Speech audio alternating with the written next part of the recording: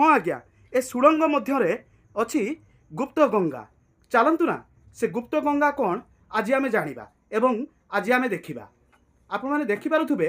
ए दृश्य को ए सुड़ंग मध्य को जड़े भाई आमर जाऊँच आमर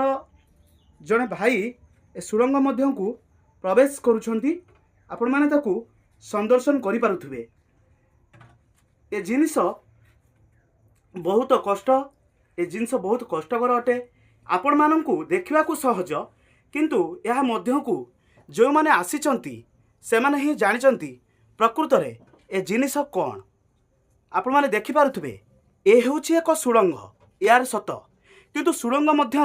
रहिचंती माँ गुप्त गंगा हर हर गंगे बोली जो कहा जाए गुप्त गंगा मो तो मन पड़ जाऊँगी खंडगिरी को देखी ना केते दिन खंडगिरी जे एक टॉपिक अच्छी आम ओडिया आपण मैंने प्राय प्राय समस्ते अध्ययन करेंगे ए टॉपिक मोर मन पड़ जाऊँगी सतरे आम ओडिशा कला कलार गंता घर कहले किसी प्रॉब्लम हेनी कि किसी असुविधा हेनी कहीं ना मोर मन पड़ जाऊँगी से कथा आपण मैंने देखिपे आमर भाई सुड़ंग मध्यरु धीरे धीरे धीरे धीरे धीरे धीरे करी से वर्तमान बाहर को आसुचंती एवं आपण मैंने देखिपे ए दृश्य केते कष्ट